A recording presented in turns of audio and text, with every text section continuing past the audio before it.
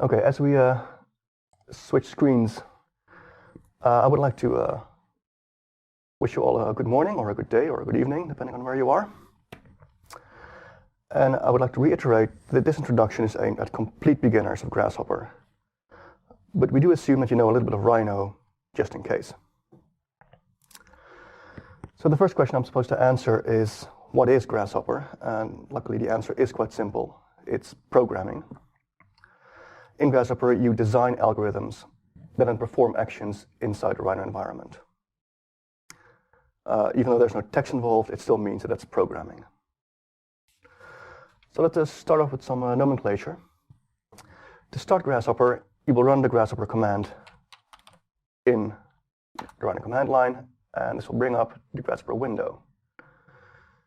As you see, it's a separate window from Rhino, and there's also a separate file format. So if you make stuff here, you have to save it separately through the Grasshopper save and open logic.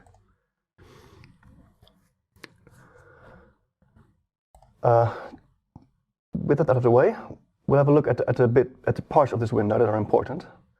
There's, of course, the menu, which you all know and are familiar with. Then there are the tabs, params, mathematics, sets, and so on and so forth. And these contain all the tools which Grasshopper provides for making algorithms. Within each tab, there's a bunch of panels with different names. If you click on the black bar, they'll fold out, and you can actually see all the components in that panel with tooltips and names written down.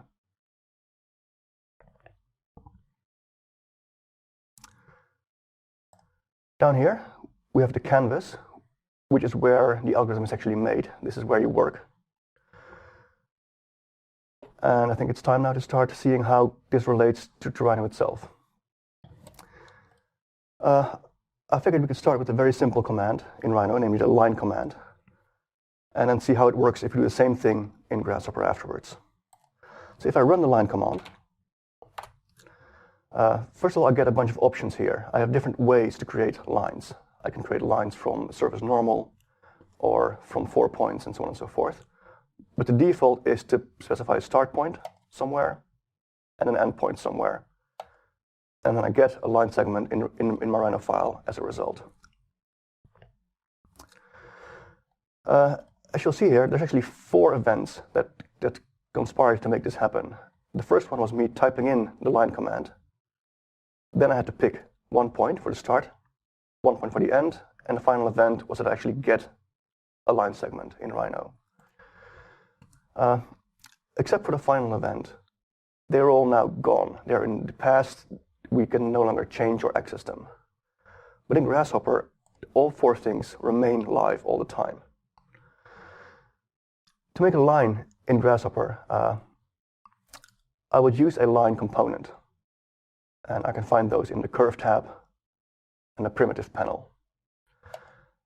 As in Rhino, there are multiple ways to make lines. You can make a line that fits a bunch of points, or between 2 planes, or from 4 points. But we will use the same one as the one we just used in Rhino, which is line from start point to end point. If I click on it and click on the canvas, we will get a brand new line component. Doing this step is sort of the same as running the line command in Rhino.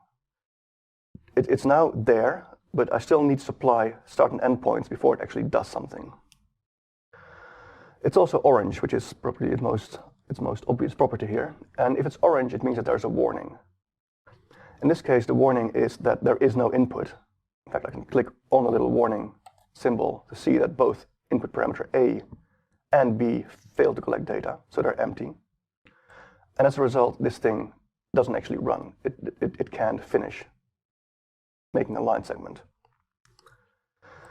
I clicked here in the viewport twice to specify the start and end point. And I can do the same here. I can go over the A input parameter, open a menu, and say, set 1 point. And I can click in Rhino to specify a single Grasshopper location as a red cross. Do the same for B, open a menu, set 1 point, click somewhere, and now I have 2 points and a line between them, which is stored in the output parameter of this component. So what we have so far is a component, input parameters, and output parameters. Data always flows from left to right in Grasshopper, so inputs are on the left, outputs are on the right, and then later on we can use those outputs as inputs for other components downstream. But for now, let's just stick with this one here, one component only. You will notice that this geometry here, this red stuff, it cannot be selected. It doesn't actually exist in Rhino. It's only drawn in the viewport. However, if I select this component, it goes green. So you can see that this component and this geometry belong together.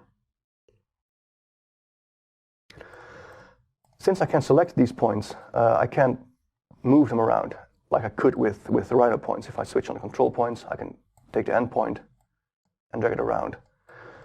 Since this is currently not possible, it seems a bit limited.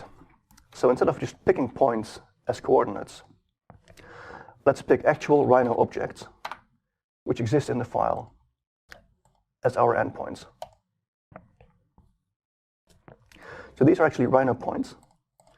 And when I go back in here and again choose set one point, I can change my point type from coordinate to point object, in which case I can select this object.